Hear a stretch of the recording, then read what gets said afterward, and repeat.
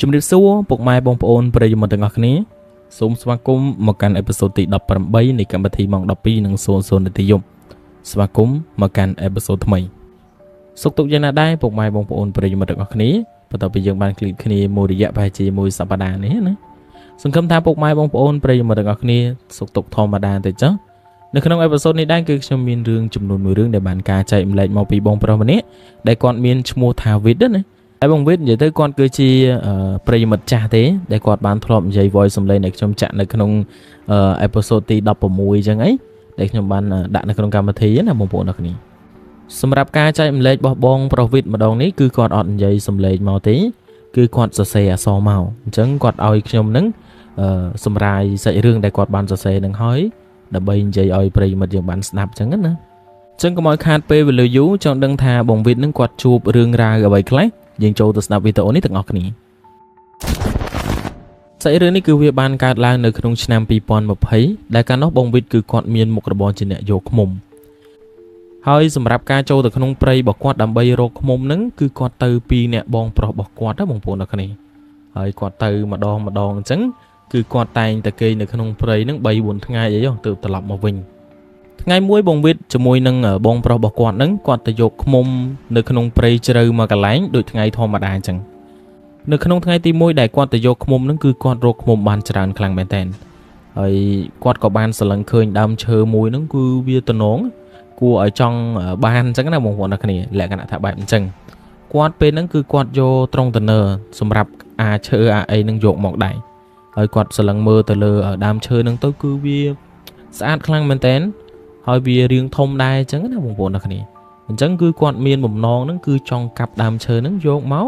បំពេញសាច់ផ្ទះរបស់គាត់ដោយសារតែពេលហ្នឹងផ្ទះរបស់គាត់ហ្នឹងគឺត្រូវការឈើដើម្បីប៉ះប៉ូវបន្ថែមហើយត្រូវធ្វើកន្លែងរោងបាយផងអញ្ចឹងគឺគាត់ចង់កាប់ដើមឈើមួយដើមហ្នឹង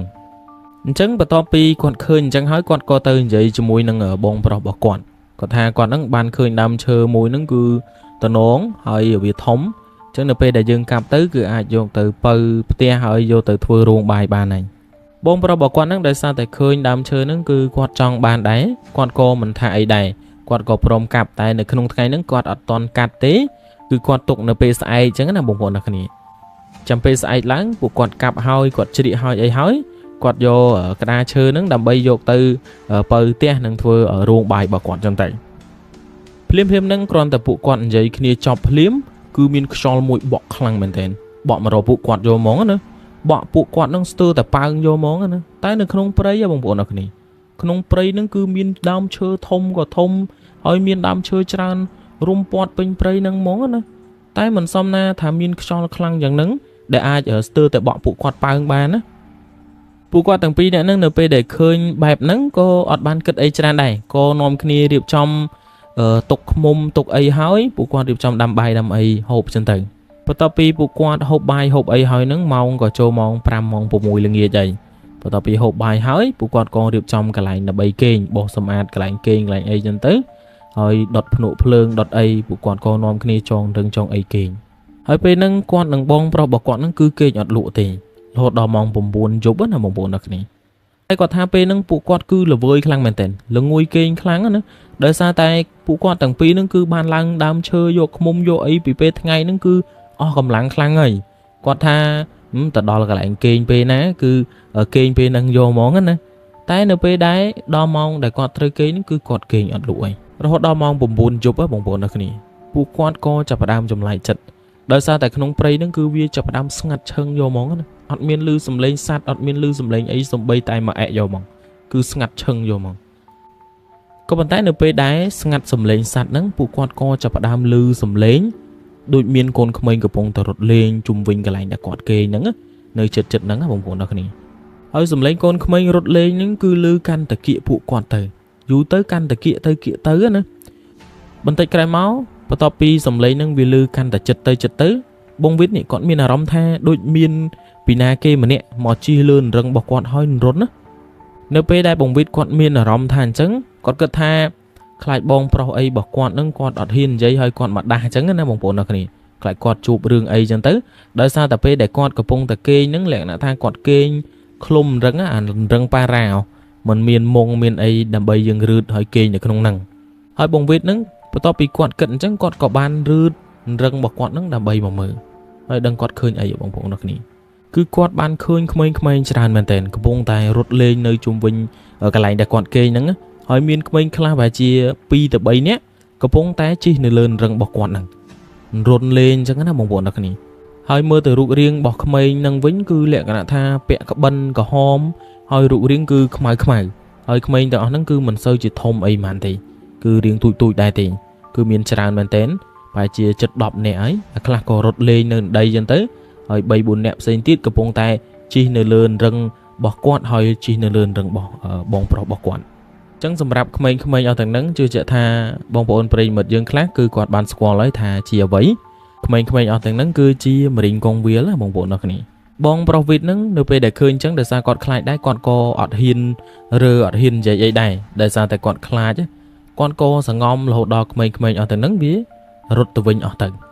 បន្តិចក្រោយមកសំឡេងសត្វសំឡេងក្មេងៗអស់ទាំងហ្នឹងក៏វាស្ងាត់ទៅវិញហើយនៅពេលហ្នឹងចាប់ផ្ដើមស្ងាត់ជ្រាបទៀតហើយបងប្អូនអរគ្នាគឺអត់មានសំឡេងអីទៀតហើយចាប់ផ្ដើមស្ងាត់ណានៅពេលដែលចាប់ផ្ដើមស្ងាត់អញ្ចឹងបងប្រុសរបស់គាត់ហ្នឹងក៏ចាប់ផ្ដើមនិយាយមកកាន់បងវិទ្យថាអូនចាប់ផ្ដើមស្ងាត់ទៀតហើយនៅពេលដែលស្ងាត់មកទៅទូក៏ចាប់ផ្ដើមឮសំឡេងសត្វកងគួចបងប្អូនអរគ្នាស្គាល់សត្វកងគួចវាយំអត់វាស្រែកយំលាន់ឮពេញព្រៃដែលពួកគាត់កំពុងទៅនៅនឹងយំមកនៅពេលដែលឮ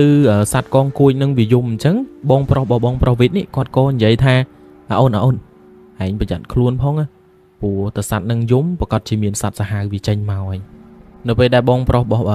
វិទ្យគាត់និយាយចប់ក៏ចាប់ផ្ដើមឮសំឡេងមានសត្វច្រើនមែនទែនកំពុងទៅរត់នៅក្បែរកន្លែងគាត់កំពុងគេងហ្នឹងនៅពេលដែលបងវិទ្យគាត់ប្រហើបរឹងមើលទៅគឺគាត់បានឃើញថាវាជាវងសត្វជ្រូកព្រៃជាច្រើនមែនទែនកំពុងតែរត់អញ្ចឹងណាបងប្អូនអរគ្នានៅពេលដែលឃើញអញ្ចឹងបងប្រុសវិទ្យហ្នឹងគាត់ក៏និយាយទៅកាន់បងប្រុសរបស់គាត់ថាមិនអីទេយើងមិនធ្វើអីគេក៏មិនធ្វើអីយើងដែរពេលដែលបងវិទ្យនេះគាត់និយាយអញ្ចឹងហើយវងសត្វជ្រូកព្រៃអស់ទាំងហ្នឹងគឺវារត់ចូលព្រៃវិញអស់ទៅហើយបរិយាកាសនៅក្នុងព្រៃហ្នឹងក៏ចាប់ផ្ដើមត្រឡប់មកដូចដើមវិញចាប់ផ្ដើមមានលឺសត្វយំសត្វអីជាធម្មតាវិញអញ្ចឹងណាបងប្អូនអរគ្នាហើយបងវិទ្យនិងបងប្រុសរបស់គាត់ហ្នឹងមើលម៉ោងទៅគឺម៉ោង10កន្លះហើយអញ្ចឹងពួកគាត់ក៏នាំគ្នាសង្ងំគេងអញ្ចឹងទៅតែនៅពេលដែលបងវិទ្យគាត់គេងហ្នឹងគឺគាត់បានយល់សពឃើញថាដើមឈើដែលគាត់បំរុងនឹងកាប់ហ្នឹងគឺជាផ្ទះរបស់គេនៅក្នុងយល់សពរបស់បងវិទ្យហ្នឹងគឺគាត់បានយល់សពថាគាត់នឹងកំពុងតែឈរនៅក្បែររឹងដែលគាត់កំពុងគេងនឹងឯងហើយក៏មានស្ត្រីម្នាក់ដែលមានសភាពបែបបុរាណណាបងប្អូនអរគ្នាដើរចេញពីដើមឈើនឹងហើយមកនិយាយជាមួយនឹងគាត់ថាបើសិនជាពួកបងវិទ្យនឹងបងប្រុសបងវិទ្យនឹងគាត់កាប់ដើមឈើនឹងតើឲ្យពួកគេទៅនៅឯណាព្រោះដើមឈើនឹងគឺជាផ្ទះរបស់គេអញ្ចឹងណាបងប្អូនអរគ្នាហើយនៅក្នុងយល់សពរបស់បងវិទ្យនឹងបន្ទាប់ពីមនុស្សស្រីម្នាក់នឹងគាត់និយាយអញ្ចឹងហើយបងវិទ្យអត់ទាន់និយាយអីទេគាត់ក៏ស្រឡឹងមើលទៅលើដើមឈើនឹងនៅពេលដែលគាត់មើលទៅលើដើមឈើនឹងទៅគឺឃើញថាមានមនុស្សច្រើនមែនទែនកំពុងតែអង្គុយនៅលើដើមឈើហ្នឹងណាអ្នកខ្លះមានចាស់មានក្មេងនិយាយទៅគឺជាង20នាក់យកហ្មងណាបើសិនជាយើងនិយាយពីគ្រួសារវិញចូល4-5គ្រួសារអីហើយនៅលើដើមឈើហ្នឹងណាបងប្អូនអរគ្នាហើយនៅក្នុងយល់សពរបស់បងវិទ្យហ្នឹងគាត់ក៏និយាយទៅម្នាក់ស្រីនឹងថាអត់អីទេបើសិនជាផ្ទះរបស់អ្នកឯងខ្ញុំអត់កាប់ទេខ្ញុំសុខចិត្តទៅរកដើមឈើផ្សេង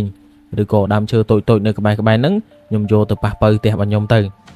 ពេលដែលបងវិទ្យគាត់និយាយអញ្ចឹងចប់ម្នាក់ស្រីហ្នឹងគេក៏និយាយទៅកាន់បងវិទ្យថាអត់អីទេខ្ញុំអរគុណហើយដែលអត់បានបំផ្លាញផ្ទះរបស់ខ្ញុំ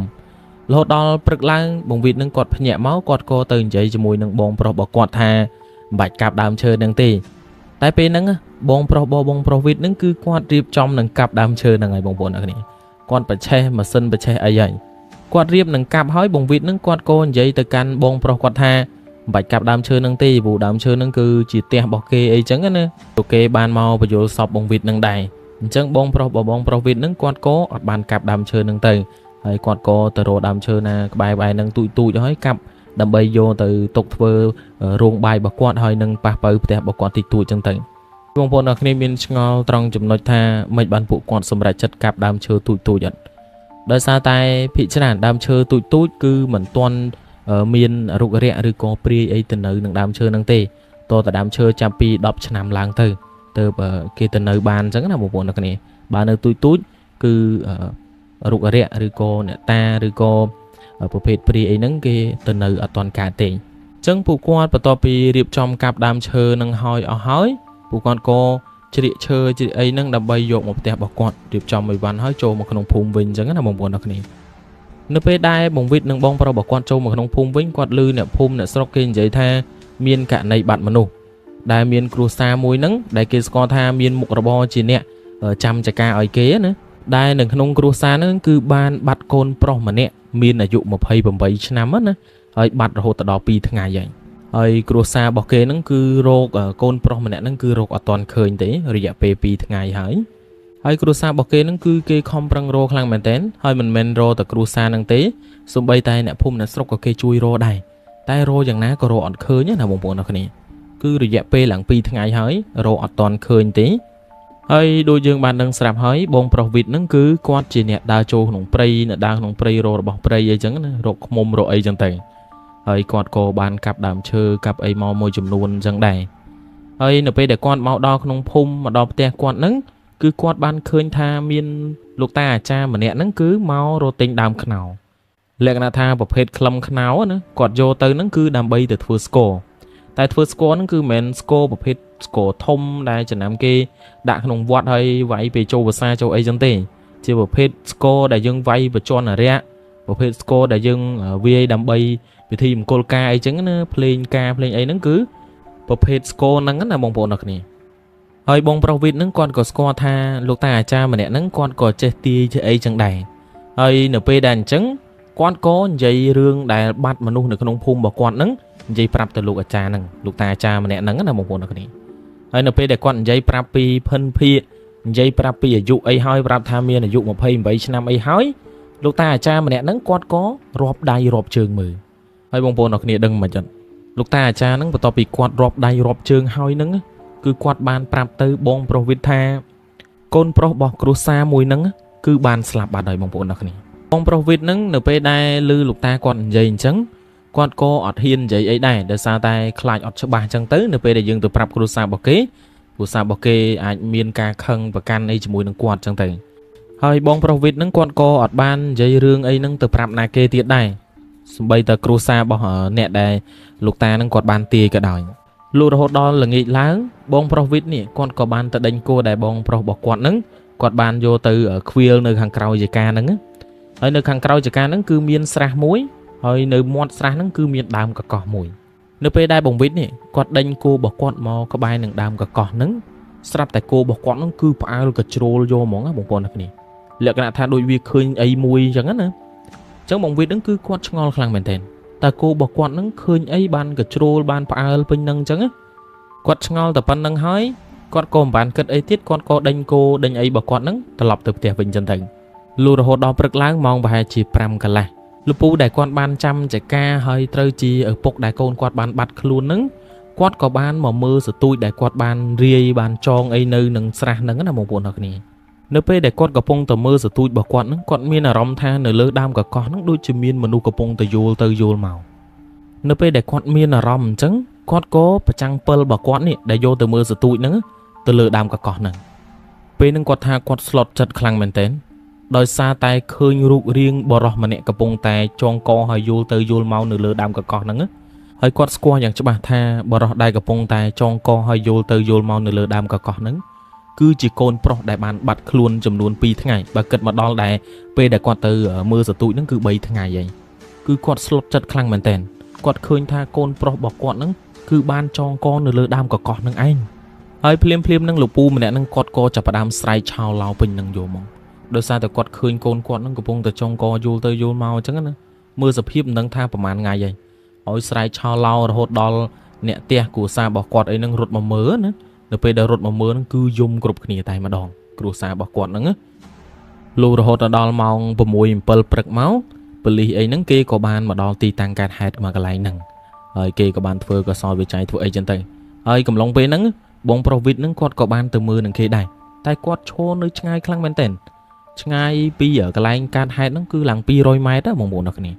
តែពេលហ្នឹងគាត់កំពុងតែផ្លឹកមើលហ្នឹងគឺគាត់ឆ្ងល់ខ្លាំងមែនទែនហេតុអីក៏គាត់នៅចង្ងាយឡើង200ម៉ែត្រហើយនៅសុកហេតុអ្វីក៏ខ្លួនគាត់ហ្នឹងរត់មកមើលកន្លែងដែលកើតហេតុមើលឃើញសាកសពពេញភ្នែកហ្នឹងគឺរត់មកខ្លួនឯងទាំងដែលចិត្តរបស់គាត់ហ្នឹងគឺគាត់អត់មានបំណងថា nâng mơ sọp nâng tì tại nơi sọc cứ quạt ban rút mò luôn ai món nữa đôi miên ấy bà đá chất quạt đầm bay ở rút mau nâng á bóng bộ nọc này ở chùm ngol bỏ bong profit nâng cứ nơi té ngol chẳng ảnh ở lù hột đòn mong bầm bay bật máu kia có ban môn bờ song hơi nâng lục tà cha mau đầm bay sột thon sột ấy hói cắt sai đây là bờ mình đang quạt tròn có hơi vô một đột hơi bờ topi đột sai đột ấy nâng hói cú sa bỏ sọm nâng kia trong cặp đam có cọt nâng trào tại nửa bên đây vô mà sân vô mà a nâng mà sân ai chơi nâng vô mà a đam có cọt nâng nửa bên đây bật trái nâng cứ bật trái ọt trái bằng bộ nọc này họ đang tham ao pi mùa hạt ấy tí sang có bàn mưa hoi mà sân cứ ọt miên bành hạ ấy tí tại nửa bên đây bật trái tới cứ ọt trái vô món á bên nâng lục ta cha còn nư nâng đai hơi quạt có bàn ọt thuộc làm đám hơi quạt dây bay bon thà xôm cặp đam có cọt nâng trứng nữa và tập bị quạt dây chóng quát gọi oi cua sa bỏ kê nứng kế bật che mà sân một đồng tiền nếu bây đây bật che mà sân nứng cứ khơi tha mà sân nứng che vô món á là một bộ đặc này oi cua sa bỏ kê nứng có oi bong profit nè chỉ nè cặp hơi nứng chia đam có cọt nứng bộ cái đằng tha bong profit nứng cứ quát che cặp chơi che cặp ấy chân tới kê có bưng chẳng là một bộ đặc này chân bong profit nứng quát có cặp rùm lúm đam có cọt nứng chẳng tới và tao pi rùm lúm đam có cọt nứng hơi kê còn điệp trong thưa bon thưa ấy oi sọp nứng chân tới lục bồn sọp nâng chóp sải lang bông profit nè con có ban chi mà tô cắt tam phứ đây là nơi các bạn nâng đam cả con đã vì ban đồ lùm nâng hơi cầm lông pe để con chi mà tô nâng cứ mong pin tập tháng ngày tròn tay mà đồng pe để con có bông tập chi mà tô nâng cứ con sắp tại khơi sầm màu không máu bằng bộ nực này đi con ban tập chạm màu trắng khơi sầm màu không máu mùi nâng nơi peng nơi kháng mục mà tô bọc con nâng hơi con có bông tập chi mà tô và đá con còn vậy không chặt tha quạt nâng sông tầm mà sọc tê quạt ở trong miền bành hà ấy tê hơi bông profit nhỉ quạt có ban chi mà tô nâng tự bọc sầm màu không ai nâng bông bộ nực này hơi nơi về để bọc tới cứ khơi tha sầm màu không ai nâng có rồi lì bạt tèn quạt pay khăng mền tèn nơi về nâng tai đờ xa tai quạt miền là bọc cà phê đài thò mà đá quạt này đa chỗ prey chỗ ấy chẳng quạt tay từ miền là bọc cà phê ấy quạt có nực nực nông chặt thà nít quạt miền là bọc cà phê phong tại bờ sân chỉ quạt ở miền là bọc cà phê tiết đằng chẳng nà tây hơi ti tăng cát hai mà cái này nâng oi tầm miền là phum nè sọc na hiên chi cát á và còn chơi chùa vậy bờ mà nè nâng đại bờ đại trong co nâng á cứไปคลาเกเคยมีนบรอมันเนี่ยคือสมบูรณ์หลังขมายโดยขโมยดดอดใช้บางบนนักนี่ดดอดฉันนะกระปงแต่ดาวแต่ดาวเฮ้ยกันกระบาส่วนไอ้เนื้อจามเพลินหนึ่งไอ้เฮ้ยไปคลาติดเนี่ยพุ่มคลากอดกับบ้านเคยมีนบรอมันเนี่ยใบแต่สภาพโดยยมใหญ่มุนนึงแหลกหน้าท่าโดยขโมยดดอดใช้บางบนนักนี่คือกุยยมเนื้อนึงจัดดำกับกอดหนึ่งไอ้เนี่ยคลากอดเตยขโมยบรอมันเนี่ยนึงลงเราดอลชื่อไอ้จังเตยรถดอลมีนเรื่องไฮด์การล้างจานเป๊กเนี่ยภูมิเนี่ยสโตรเกก็สำหรับจัดในมุนประสองจำนวนใบอ๋องดำใบหมกปลาพรมหมกสดมุนปอดสมาปอดไอบางสโกลบางไอเนื้อปะเวนมากระไรนังจังติไอการเฟื่อบิธีในมุนประสองมุนไอดำใบบางสโกลไอนึงก็เนื้อตายประประจิตทอมมาได้ลู่เนื้อเป๊ะได้จ๊อบเนี่ยภูมิเนี่ยสโตรนึงกิจกท่าเปลืองนึงบ้านเตอกันสุกเตะพบหรือกับบ้านเตอจับจีได้tại cá bớt đã bồng bột đặc này đừng mà chặt vì miên rương nơi hàng cào nâng tiệt vì nhiên bảo đó đã cho con nâng cứ ọt bàn tên nào thế cứ nơi vol nơi ti tăng đại cả hai nâng pro np đại miên nè phum nè sọc oi tại chi can tam nâng cứ nơi tại miên ca long và pi bảo đó mà nè nâng là bồng bột đặc này cứ ca long và đôi kia chẳng chẳng nè phum nè sọc cô chơi tại thưa bị thi mà đong hoi đong tiệt pi mà ngay tới mà ngay nơi tại thưa đa chẳng nữa tại bảo lưng bảo đó mà nè nâng vì nhiên bảo đó mà nè nâng cứ ọt bàn tên nào thế cứ nơi tái vol nơi ti tăng cát hạt mà cái này nâng đỏ đàn nếu phun nó sốc đời xa tay bờ lưng bờ ròm nè nâng ọt bàn từ na hơi kê co chập đàm chung ngòn chẳng kê có sầm ra chật tới niệm môn cừu trà từ ca nơi vọt mà cái này nơi ai khang sốc bỏ bong ở Việt nâng là một bộ nào này đây là bày tha ai rụng đỏ bờ lưng ai rụng đỏ bình nhiên bàn chẳng nữa chẳng kê có bàn tới niệm môn cừu trà từ ca nơi vọt mà cái này nâng nơi bên đây niệm môn cừu trà từ ca nơi vọt mà cái này nâng mà đo ti tăng cát hạt nâng hói được ru cha từ cá cứ lục mơ đăng mền tha và lần mùi nắng cứ miền cừu ở cùng mà nè cây tròn tục nơi cái lại nằng ở tròn tục nắng tăng pí cây ban slap nằng tròn tục mò du hỏi lệ nạ tha tròn ở đói khi từ chạm chiết món là bồng bộ nó khi chẳng lục ru cha từ cá mà ông nắng và tao bị lục đăng lục lư tha ở miền cừu ở cùng tròn hỏi lục chỉ vào xong chẳng cứ lục ở từ lục đai rương bay ở à chia rương ấy nâng tê lục coปรับเตอร์nhiệt nhôm đại banเตอร์หนึ่งมนลูกนั่งทาป้องลูกอด លោកដៃជាមួយនឹងរឿងនឹងទេព្រោះវាតាក់ទងជាមួយនឹងអំពើអវិជ្ជាអីចឹងណាអញ្ចឹងលោកក៏អត់បានលោកដៃដែរហើយលោកក៏មានសង្ឃដីកាថាអំពើអ្នកណាសាងអ្នកនឹងត្រូវទទួលចំណងអ្នកណាចងគឺអ្នកនឹងត្រូវអ្នកស្រាយអញ្ចឹងណាបងប្អូនអ្នកគ្នាអញ្ចឹងបន្ទាប់ពីលើលោកគ្រូចតកាលោកមានសង្ឃដីកាអញ្ចឹងហើយនៅភូមិអ្នកស្រុកក៏មិនបានថាអីដែរក៏ជូនលោកនិមន្តលោកទៅទីតាំងវត្តដែលលោកគង់នៅវិញអញ្ចឹងទៅហើយបន្ទាប់ពីជូនលោកគ្រូចតកាលោកមុនទៅដល់វត្តដល់អីហើយអ្នកភូមិអ្នកស្រុកក៏រិះគិតជាមួយនឹងគ្រួសាររបស់សពហ្នឹងដើម្បីរកវិធីណាដើម្បីស្រាយព្រលឹងបរោះម្នាក់ហ្នឹងឲ្យចេញពីទីតាំងកើតហេតុមកកន្លែងហ្នឹងណាបងប្អូនអ្នកគ្នាដើម្បីឲ្យវិញ្ញាណរបស់បរោះម្នាក់ហ្នឹងទៅចាប់ជាតិទៅចាប់អីចឹងទៅហើយដើម្បីទី1កុំឲ្យមានបញ្ហាមានអីដល់អ្នកភូមិអ្នកស្រុកផងដែរព្រោះរឿងហ្នឹងគឺមិនមែនជារឿងធម្មតាទេដោយសារតែពាក់ព័ន្ធជាមួយនឹងគ្រូអាគមគ្រូខ្មោចអីចឹងណាបើសិនជាຕົកនៅបែបហ្នឹងទៀតវិញ្ញាណបរោះម្នាក់ហ្នឹងគឺកាន់តែកាចសាហាវទៅហើយឬក៏មិនចឹងទេអាចតាក់ទងជាមួយនឹងការខាបវិញ្ញាណរបស់បរោះម្នាក់ហ្នឹងដើម្បីយកទៅធ្វើការប្រើប្រាស់អីផ្សេងចឹងទៅគិតចុះគិតឡើងគ្រួសាររបស់សពហ្នឹងគេក៏នឹកឃើញថាគេធ្លាប់ស្គាល់ជាមួយនឹងគ្រូអាគមម្នាក់ដែរលក្ខណៈថាគ្រូអាគមម្នាក់ហ្នឹងគាត់ធ្លាប់រៀននៅលើភ្នំធ្លាប់បួសរៀនជាប្រសង់ទុដងអីចឹងនៅក្នុងព្រៃចឹងណាបងប្អូនអ្នកគ្នានៅពេលដែលគ្រួសារគេហ្នឹងគេនិយាយមួយអ្នកភូមិអ្នកស្រុកហើយគេក៏សម្រេចចិត្តទៅអញ្ជើញលោកតាម្នាក់ហ្នឹងដើម្បីចុះទៅលើភ្នំដើម្បីមកជួយលំដោះព្រលឹងហ្នឹងអញ្ចឹងណាពេលដែលលោកតាម្នាក់ហ្នឹងគាត់បានមកដល់ឃើញថាលោកតាម្នាក់ហ្នឹងមើលទៅមិនសូវជាចំណាស់អីម៉ាន់ទេមើលទៅវ័យរបស់គាត់ខ្ទង់45 46អីហ្នឹងឯងតែគាត់ទៅពុកមាត់នឹងសក់អីរបស់គាត់ហ្នឹងគឺវែងខ្លាំងមែនទេហើយរូបរាងដៃជើងរបស់គាត់ហ្នឹងគឺសាក់ច្រើនអញ្ចឹងណាហើយគ្រួសាររបស់គេហ្នឹងគេក៏បានអញ្ជើញលោកតាម្នាក់ហ្នឹងមកដល់ទីតាំងកន្លែងកើតហេតុដែលគេចងវិញ្ញាណរបស់កូនប្រុសរបស់គេអញ្ចឹងទៅលោកតាម្នាក់ហ្នឹងគាត់ក៏ចាប់ផ្ដើមធ្វើពិធីធ្វើអីគាត់ដើម្បីរំដោះវិញ្ញាណបរិសម្នាក់ហ្នឹងអញ្ចឹងទៅបន្ទាប់ពីលោកតាម្នាក់ហ្នឹងគាត់ធ្វើពិធីធ្វើអីហើយចប់អស់ហើយបានដល់រំដោះវិញ្ញាណរបស់បរិសម្នាក់ហ្នឹងហើយគាត់ក៏និយាយទៅគ្រួសាររបស់សពហ្នឹងថាអ្នកដែលបានចងវិញ្ញាណក៏ដូចជាធ្វើឲ្យកូនប្រុសរបស់គាត់ស្លាប់ហ្នឹងគឺអ្នកនៅក្នុងភូមិហ្នឹងឯងគាត់ទៅលោកតាម្នាក់ហ្នឹងគាត់អត់ស្គាល់ថាជាណាគេអីចឹងណាបងប្អូនអរគ្នាគាត់ដឹងថាអ្នកដែលធ្វើហ្នឹងគឺនៅក្នុងភូមិហ្នឹងហើយមិនសូវជាឆ្ងាយពីផ្ទះនេះម៉ានេះពេលហ្នឹងគាត់ក៏សួរទៅគ្រួសាររបស់សពហ្នឹងថាតើគួរធ្វើម៉េចទៅលើអ្នកដែលធ្វើឲ្យកូនរបស់គាត់ស្លាប់ហ្នឹងហើយនឹងចងវិញ្ញាណហ្នឹងហើយឪពុករបស់សពហ្នឹងគាត់ក៏និយាយប្រាប់ថាបើសិនជាទុកអញ្ចឹងទៀតប្រកាសជាមានអ្នកភូមិអ្នកស្រុកផ្សេងនឹងត្រូវរងគ្រោះដោយសារតែគ្រូអាគមម្នាក់ហ្នឹងហើយអញ្ចឹងគាត់ក៏សុំឲ្យលោកតាម្នាក់ហ្នឹងគាត់ប្រផ្លាញវិជាអាគមបបែកអាគមបបែកអីរបស់គ្រូអាគមម្នាក់ហ្នឹងអញ្ចឹងណាហើយលោកតាម្នាក់ហ្នឹងគាត់ក៏រៀបចំធ្វើពិធីរបស់គាត់អញ្ចឹងទៅហើយពេលហ្នឹងគឺគាត់បានយកក្អមមួយមកដាក់ទឹកពេញនៅក្នុងហ្នឹងបងប្អូនអរគ្នាដែលបងវិទ្យគាត់បានបញ្ជាក់មកគាត់បានយកក្អមហ្នឹងមកដាក់ទឹកពេញនៅក្នុងក្អមហ្នឹងហើយគាត់ក៏សូត្រអីមិនដឹងទេដាក់ទៅចូលក្នុងក្អមហ្នឹងសូត្រឧបកិច្ចមួយសន្ទុះគាត់ក៏បានយករ៉ែយើងបុកគ្រឿងហ្នឹងវាយទៅលើក្អមហ្នឹងនៅពេលដែលវាយបែកហើយគាត់ក៏និយាយថាគ្រូអាគមហ្នឹងគឺគេបានសាបមុនវិជាអស់ហើយគឺបែកអស់ហើយអាគមរបស់គេហ្នឹងណាបងប្អូនអរគ្នាហើយពិធីដែលគាត់ធ្វើហ្នឹងគឺកម្រិតស្រាលទេលោកតាដែលគាត់បានធ្វើពិធីហ្នឹងណាគឺគាត់លក្ខណៈថាមិនចង់ឲ្យគ្រូអាគមហ្នឹងទៅជាឈួតឬក៏បាត់បង់ជីវិតអីទេគាត់ធ្វើកម្រិតស្រាលគ្រាន់តែរំលាយនៅមុនវិជារបស់គ្រូអាគមម្នាក់ហ្នឹងណាអញ្ចឹងបន្ទាប់ពីការរំដោះវិញ្ញាណរបស់បរិសម្នាក់ហ្នឹងហើយការបបែកនៅមុនវិជាប្រសាបនៅមុនវិជារបស់គ្រូអាគមហ្នឹងហើយ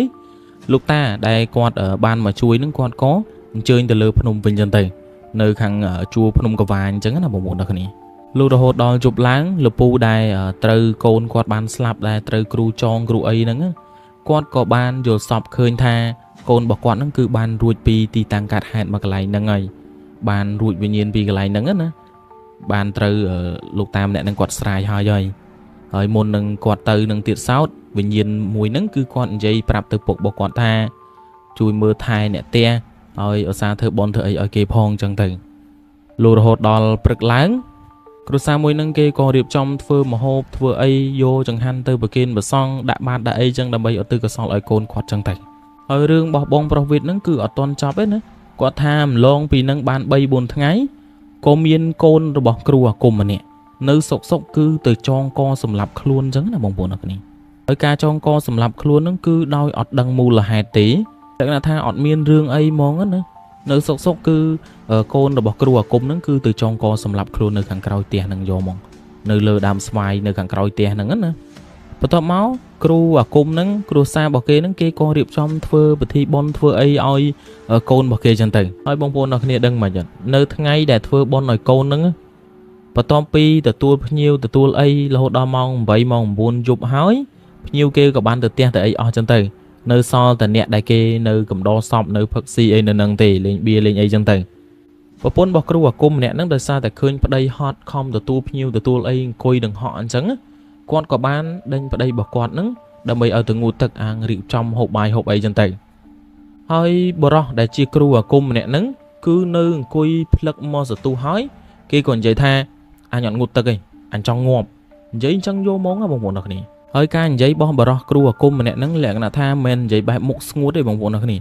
quận giấy bài đội lên sau lên giấy và đá sau và đá chẳng nữa thua oi của pôn bọc quạt nó quạt ọt ban chập ở rom đi đợt pe đái quạt ọt ban chập ở rom chẳng quạt có điệp trong bài điệp trong ấy tục ở đây bọc quạt lọp bị ngụt tật vinh máu hộp bài hộp ấy chân tình hơi cua cung nè nắng quạt có ban đa từ còi đai sầm đai từ cái lại ngụt tật nâng là một bộ này thế rồi pe cái là mong cày màu có ở toàn khơi tha bờ rò mà nè nâng đại chi kêu cung nè nâng ở toàn khơi tập lập mà vinh thì cái là máu á nữa ai bờ pôn bọc quạt nó cứ chăng lăng mền tèn mấy có tay ngụt tật dù mà cái là mong chi người ở toàn mà vinh chẳng á hơi np nâng cứ miên bờ rò mà nè đại kê lại là tha kê 100 cái đó sọp cái đó ấy chẳng nữa phụ sai nó cứ trừ vô cái sọp bọc côn kê nâng đâm bay vô từ bộ chi vậy nè đại kê ban nơi cả đo nơi phật si ấy nơi cái lạnh ruộng bon sọp nứng kê có bán đá từ nôm nơi cõi nơi pe để đá từ nôm nơi cõi cứ khơi tha bữa đó đại chi kêu cung nứng cứ pung từ trong có nơi cái lạnh đam xoay đại côn bọc quạt nứng trong cò đáy á hỏi bữa đó đại quan mau cầm đo sọp nứng cứ quan rút slon slow khang men tên mòn giấy prap pun bọc ở kêu cung nứng á bỏng bồn này nơi pe để prap hỏi ấy hỏi cứ kêu cho đam ao chôn pin nâng vô mỏng nơi pe để ao hỏi ấy hỏi có ban cắt sai cắt ấy hỏi vô bờ rò mà nè nứng vô máu đã sầm rạn lơ kề nếu bây giờ đã sầm rạn lơ kề hỏi kể thưa cho na bê đông thưa ấy hỏi có khơi tha bờ rò mà nè nứng quạt bàn nhẹ màu vĩnh á muốn nứng quạt còn tài sờ lọp vậy hỏi ca nhẹ bờ rò mà nè nứng cô mình sâu chỉ lọ ấy man đài lẹ nã tha quan tập bạc này prum giống cái nào bông bồn được nè hỏi mơ tới dập hiệp bờ rò mà nè nứng cứ quạt mình sral thế cứ thung ngôn khăng mền tè nói lẹ nã tha mình đủ riệp nâng slap hỏi tại bàn kì tới chui tới ấy chân tới bàn đằng luôn đằng ấy màu vinh chẳng nè hơi là hốt đo bay buồn ngày cày máu bờ rò mà nè nâng co con nơi tài chư đây tệ nơi lơ kre nâng nè hơi là hốt đo mà sập đa cày máu kêu ở cùng nâng con có bàn lẹ luôn chư khăng là hốt đo slap vô món tao pi bờ rò kêu ở cùng nâng con bàn slap có bàn bay thli rương ráo tệ tông cho mùi nâng ca slap rồi bỏ côn rồi bỏ lục pu đại con miền một con bò trên nẹ trăm chả ca nâng á bộ nó này hỏi rương đại bay thli nâng cứ bay thli pi bờ pôn rồi bỏ kêu ở cùng nâng anh đại quạt ban giấy tha ở đây bỏ quạt nó cứ ban pra pri mà các bạn đầm bay từ tông hay ở bờ rò mà nè nâng đại trời chỉ côn bỏ ở lục pu quạt miền một con bò nẹ trăm chả ca nâng á anh tông đầm bay từ ở nuông plei bờ rò mà nè nâng từ trong co sầm lấp luôn nơi càng cày chả ca nâng á nơi pe đai lục pu đại quạt ban ở côn bỏ quạt ban slap capi màn ngày môn nâng quạt ban lư chứng quạt có ban xua tang tập này tai mà đón nó một bộ nào này tang tập này phong tang khăng mong mưa này một con lang có hòm vô muỗng quạt có ban xua tới can ở stray đại chia và pôn bọc kêu cung nâng tha hạt ấy côn bọc quạt nâng khô ấy hạt ấy có thưa rương nâng từ lơ côn quạt rồi đo côn quạt bát bong chỉ vật chăng hơi stray mình nâng quạt côn giấy đai tha quạt ọt miên trên tana trong thưa chăng tì hơi quạt quạt ban đăng tha ở đây bọc quạt nâng thưa rương nâng đai chăng là một bộ nào này tổ tai rồi hốt đo côn bỏ ở lục pu để quạt miên một con bò nẹ trăm chả ca nâng slap hói từ ở đây ở bỏ quạt nâng quạt mòn dây prap quạt đai chẳng nữa bà sân gì quạt đăng tháp ở đây bỏ quạt phơi rương nâng chân quạt và con chia từ ham từ ấy chẳng ấy có bàn tay ní tô tay ở côn bỏ lục pu nẹ nâng quạt slap hói từ bờ quạt mòn dây prap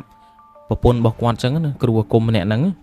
hơi giật tray mình nẹ nâng quạt có ban xôm tô xôm ấy từ can lục pu nâng chẳng từ được sao tay quạt ọt ban đăng ấy bật mé nó là một bộ nọc này quạt con ta đăng tha côn pro bỏ quạt nè con pro bỏ ở stray nè nắng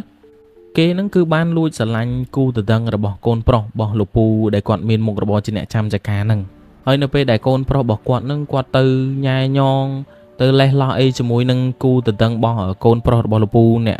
គាត់មានមុខរបរជាអ្នកចាំចការហ្នឹងក៏ចេះតែមានចំនួនឆ្លោះគ្នាជួនកាលវាយគ្នាដល់បែកមុខបែកមាត់អីមកផ្ទះវិញក៏មានដែរអញ្ចឹងលោកពូម្នាក់ហ្នឹងលោកពូដែលគាត់មានមុខរបរជាអ្នកចាំចការឲ្យគេហ្នឹងគាត់បានកាត់ន័យយល់ហើយថាកំហុសគ្រប់យ៉ាងគឺបានកើតឡើងដោយសារតែកូនប្រុសរបស់ស្ត្រីម្នាក់នឹងឯងហើយលោកពូដែលគាត់មានមុខរបរជាអ្នកចាំចការហ្នឹងគាត់ក៏មិនបានយកទោសយកពៃទៅលើស្ត្រីម្នាក់ហ្នឹងដែរដោយសារតែគាត់ពិតជាអត់បានដឹងរឿងហ្នឹងមែនហើយលោកពូម្នាក់ហ្នឹងគាត់ក៏ឲ្យរឿងហ្នឹងវាចប់ទៅអញ្ចឹងណាបងប្អូនអ្នកគ្នាហើយការស្លាប់របស់បរោះម្នាក់ដែលគ្រូអាគមហ្នឹងហើយនឹងកូនរបស់គាត់ហ្នឹងគេក៏ដឹងថាជារឿងអំពើងងឹតនឹងឯងអំពើអវិជ្ជានឹងឯងបងប្អូនអ្នកគ្នាព្រោះពាក់ព័ន្ធជាមួយនឹងការរៀនអាគមការរៀនខាងអវិជ្ជាអីហ្នឹងបើសិនជាយើងចាប់ផ្ដើមចុះខ្សោយនៅពេលណាឬក៏យើងសាបអាគមទាំងស្រុងតែម្ដងហ្នឹងបរិវារដែលយើងបានចាប់គេមកដើម្បីប្រើការអីហ្នឹងគេក៏រួចរបូតពីមុនអាគមរបស់យើងដែរអញ្ចឹងនៅពេលដែលរួចរបូតពីមុនអាគមហ្នឹងគឺពពួកអស់ទាំងហ្នឹងគឺវាបានដាយហើយគឺវានឹងចាប់ផ្ដើមចាត់ការទៅលើគ្រូអាគមហ្នឹងហើយតែករណីរបស់គ្រូអាគមអ្នកនេះគឺមិនមែនស្លាប់តែគាត់ទេគឺបានទាញទាំងកូនប្រុសរបស់គាត់ទៅជាមួយដែរយើងអញ្ចឹងតើតងជាមួយនឹងសាច់រឿងរបស់បងប្រុសវិទ្យដែលគាត់បានចែកម្លែកមកនេះគឺប្លែកខ្លាំងមែនតើតាំងពីអេពីសូតទី1រហូតដល់អេពីសូតទី17 18នេះគឺអត់ដែរជួបទេតើតងជាមួយរឿងបែបនេះណាអញ្ចឹងទៅណាដែរពុកម៉ែបងប្អូនប្រិយមិត្តទាំងអស់គ្នាបន្ទាប់ពីបានស្ដាប់នៅរឿងរបស់បងប្រុសវិទ្យហើយមានយោបល់អីយ៉ាងណាដែរអាចខមមិននៅខាងក្រោមនេះបានយើងអញ្ចឹងតើតងជាមួយនឹងសាច់រឿងនេះក៏វាមានមេរៀនមួយដ៏សំខាន់មួយដែរព្រោះតើតងជាមួយនឹងមុនវិជ្ជានេះគឺបើយើងនិយាយទៅមុនវិជ្ជាខ្លះក៏មានល្អមុនវិជ្ជាខ្លះក៏មានមិនល្អចឹងទៅវាមានផ្លូវងងឹតអីចឹងណាបងប្អូនអ្នកគ្នាតើតងមួយមុនវិជ្ជាហើយបើសិនជាតើតងជាមួយនឹងរឿងស្នេហ៍រឿងអីនឹងទៀតនៅពេលដែលបានគ្នាជាប្តីប្រពន្ធគឺរស់ស៊ីអត់ឡើងទេព្រោះសំបីតែលោកតាប្រាជ្ញឈួនដែលគាត់ជាប្រតិចាខាងចបៃហ្នឹងក៏គាត់បាននិយាយដែរប្រពន្ធប្តីបើសិនជាបានដោយមុនស្នេហ៍បានដោយអាគមបានដោយអីហ្នឹងគឺរស់ស៊ីអត់ឡើងទេបានវែកខ្វះឆ្នាំងបានឆ្នាំងខ្វះចអេអញ្ចឹងណាអញ្ចឹងគឺរស់ស៊ីអត់ឡើងទេអញ្ចឹងយើងសុខចិត្តឲ្យគេស្រឡាញ់យើងដោយចិត្តវិញល្អជាងនេះបើសិនជាយើងគិតតែនៅពេលបច្ចុប្បន្នណាតែបើសិនជាគិតទៅពេលអនាគតទៀតគឺបាបខ្លាំងណាស់បងប្អូនអរគ្នានៅពេលដែលប្របែកប្របាក់គេដើម្បីទៅផលប្រយោជន៍ខ្លួនឯងហ្នឹងគឺបាបខ្លាំងមែនតើអញ្ចឹងពាក់ព័ន្ធជាមួយនឹងអេពីសូតនេះគឺមានប៉ុណ្ណឹងហើយសម្រាប់ពុកម៉ែបងប្អូនប្រិយមិត្តទាំងអស់គ្នាអញ្ចឹងធ្វើការចែកម្លែកសាច់រឿងសូមសរសេរអក្សរដូចបងប្រុសវិទ្យមកព្រោះការសរសេរអក្សរខ្ញុំយកមកសម្រាយអញ្ចឹងគឺឲ្យបងប្អូនបានស្ដាប់ហ្នឹងគឺច្បាស់យល់តែម្ដងអញ្ចឹងតើតងជាមួយនឹងអេពីសូតនេះគឺមានប៉ុណ្ណឹងសង្ឃឹមថាពុកម៉ែបងប្អូនប្រិយមិត្តទាំងអស់គ្នានឹងពេញចិត្តហើយជាចុងក្រោយពីខ្ញុំ admin កម្មវិធីម៉ោង 12:00 នាទីយប់សូមជូនពរពុកម៉ែបងប្អូនប្រិយមិត្តទាំងអស់គ្នាជួបតែនឹងសេចក្តីសុខនិងសេចក្តីចម្រើនរកទទួលទានមានបានទៅណាមកណាជួបតែសុខសុវត្ថិភាពហើយចែកម្លែករឿងឲ្យខ្ញុំនិយាយឲ្យបានច្រើនមកបាទអញ្ចឹងពីខ្ញុំ admin កម្មវិធីម៉ោង 12:00 នាទីយប់សូមជម្រាបលាពុកម៉ែបងប្អូនប្រិយមិត្តអ្នកស្ដាប់ទាំងអស់គ្នាជួបគ្នានៅអេពីសូតក្រោយ